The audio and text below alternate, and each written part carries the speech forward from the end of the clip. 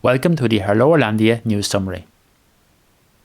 Since last August's controversial and widely regarded as rigged presidential election in our eastern neighbour Belarus, Poland, along with the Baltic states, has been among the most vocal countries calling for strong European international action against the Alexander Lukashenko dictatorship and in expressing support for the democratic opposition.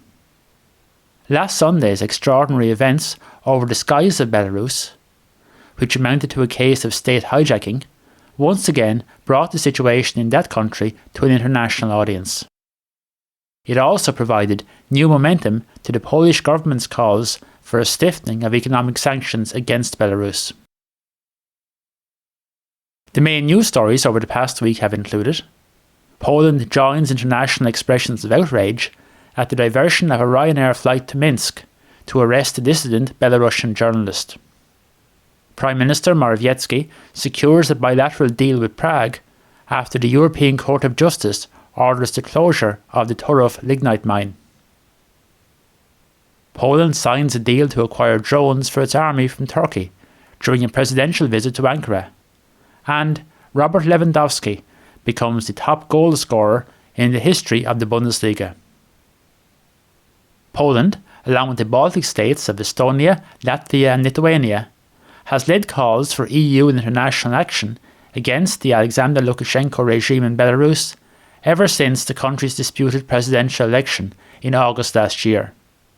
This week, the crisis in relations between Belarus and virtually all other countries in Europe, with of course the very significant exception of the regime's chief backer Russia, plunged to new depths following Sunday's extraordinary diversion of a Ryanair flight en route from Athens to Vilnius to Minsk, escorted by a MiG-29 fighter jet, after air traffic controllers had ordered it to land because of a purported bomb threat. Once on the ground in Belarus, the authorities there arrested a prominent opposition-supporting journalist, Roman Protasevich, who faces charges carrying a maximum sentence of up to 15 years in prison for his role in helping to organise demonstrations against the regime. His girlfriend was also arrested. Belarusian President Alexander Lukashenko described the claim the fighter jet had forced the Ryanair plane to land in Belarus as an absolute lie, and maintained the diversion was a necessary response to the bomb threat. The Belarusian action, likened by many to state terrorism and hijacking, drew a furious international response. Polish Prime Minister Mateusz Morawiecki said he'd asked for the question of sanctions against Belarus to be added to the agenda of this week's EU summit in Brussels. He said that hijacking a civilian plane is an unprecedented act of state terrorism that cannot go unpunished. On the first day of their two-day Brussels summit meeting on Monday, EU leaders agreed to sever air links with the country and to urge airlines to fly around its airspace. Steps will also be initiated to ban Belarusian aircraft from European Union airspace. The 27 leaders called for the immediate release of Protasevich and for an investigation into Sunday's incident by the UN's International Civil Aviation Organization. Commission President Ursula von der Leyen tweeted that "We are closing our airspace to planes from Belarus," and called on EU airlines not to fly over the country. Further economic sanctions will be presented soon. On Tuesday, the Polish national carrier, LOT, confirmed it had suspended flights to Belarus and had ceased using the country's airspace. A LOT spokesperson said that "We have suspended connections to Minsk and mapped out alternative routes for flights over Belarusian territory."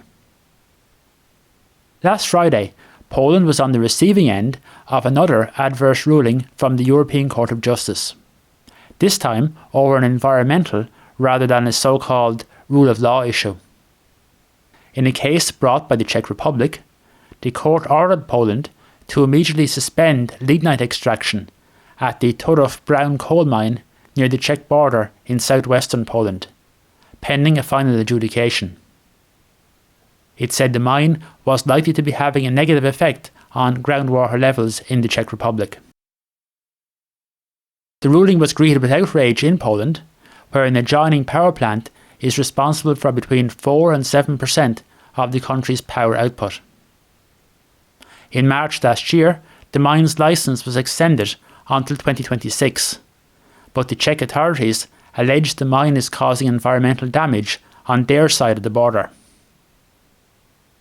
Cabinet Minister Michał Wójcik, a member of Solidarna Polska, commented that this is a scandal.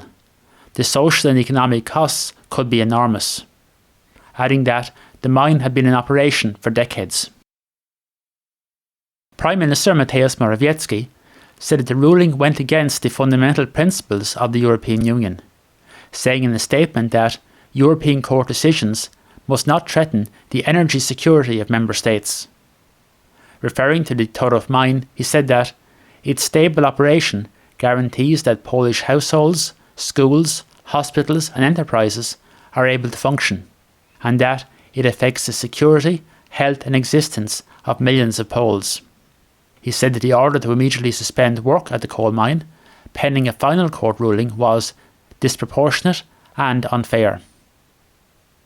Given the close relations between the Polish and Czech governments in recent years, and the two countries' long-standing cooperation in the context of the Visegrad Group, it wasn't surprising that Morawiecki quickly moved to resolve the issue on a bilateral basis.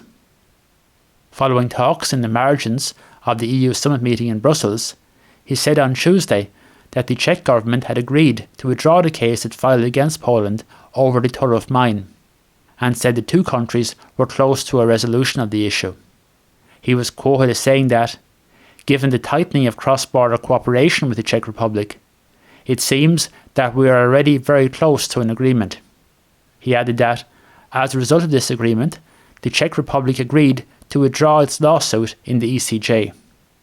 He said that Poland and the Czech Republic have agreed to establish an expert committee to investigate environmental issues with the Turów mine, and that the Polish state-owned power company, PGE Polska Grupa Energetyczna, which operates the mine, would take additional measures to reduce the outflow of groundwater from its operations, and construct embankments to help contain dust. This week, President Andrzej Duda has been on an official visit to Turkey, which focused on strengthening both defence and economic cooperation.